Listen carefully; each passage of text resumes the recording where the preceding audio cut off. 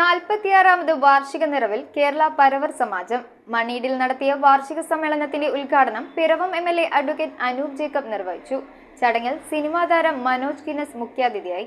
മണീഡ് doctor B R. Ambedkar community ഹാളിൽ വെച്ച് നടത്തിയ കേരള പരവർ സമാജത്തിന്റെ 46ാമത് വാർഷിക സമ്മേളനം പിറവം നിയോജകമണ്ഡലം എംഎൽഎ അഡ്വക്കേറ്റ് അനൂപ് ജേക്കബ് ഉദ്ഘാടനം ചെയ്തു.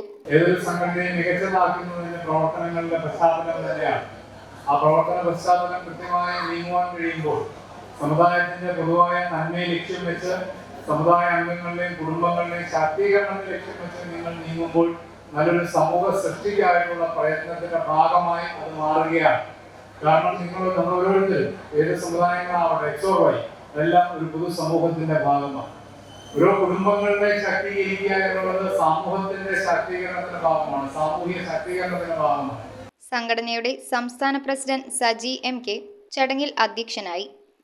ഈ കൂട്ടായ്മ നമുക്ക് വരും നാളുകളിലും ഉണ്ടാകണം എന്ന് ഞാൻ ആഗ്രഹിക്കുകയാണ്.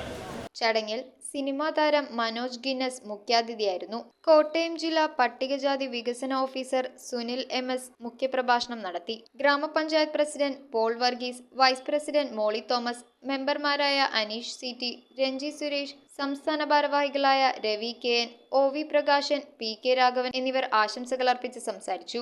സംഘടനയിലെ യുവ സിനിമാ താരമായ സതീശൻ മൂവാറ്റുപുഴ, മുതിർന്ന സംഘടനാ ഭാരവാഹികൾ എന്നിവർ ചേർന്ന് SSLC+2 പരീക്ഷകളിൽ ഉന്നത വിജയം നേടിയ വിദ്യാർത്ഥികളെയും കലാകായിക മേഖലകളിൽ വിജയം കൈവരിച്ച പ്രതിഭകളെയും ആദരിച്ചു. സിനിമ എന്ന് പറയുന്നത് വളരെ ദൂരത്താണ്. സാധാരണക്കാരായ വ്യക്തികൾക്കൊന്നും സിനിമയിൽ പെട്ടെന്ന് അഭിനയിക്കാൻ സാധിക്കില്ല.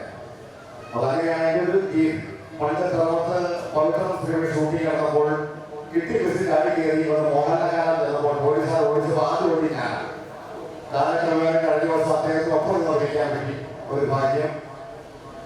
അപ്പൊ അങ്ങനെ കലാരംഗത്ത് ഇങ്ങനെ എത്തി നിൽക്കുകയാണ്. News bureau, Piravom. Mookambika college of pharmaceutical sciences and research. Pharmacist എന്ന നിങ്ങളുടെ സ്വപ്നം ഇനി നിറവേറ്റാം. 2024 അധ്യയന വർഷത്തേക്കുള്ള അഡ്മിഷൻ ആരംഭിച്ചിരിക്കുന്നു. Mookambika college of pharmaceutical sciences and research.